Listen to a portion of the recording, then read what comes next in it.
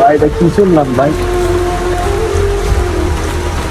এই সাকিব ভাইয়ের লাগা আমি খেলা দেখি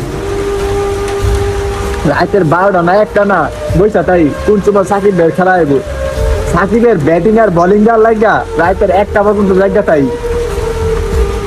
আমার বন্ধু বান্ধবের মধ্যে সবাই মনে করেন মানে সাকিব হ্যাটার, সবাই সাকিব ভাই ঘৃণা করে, একমাত্র আমি আমি সাকিব ভাই ভালোবাসি। Shakib my emotion.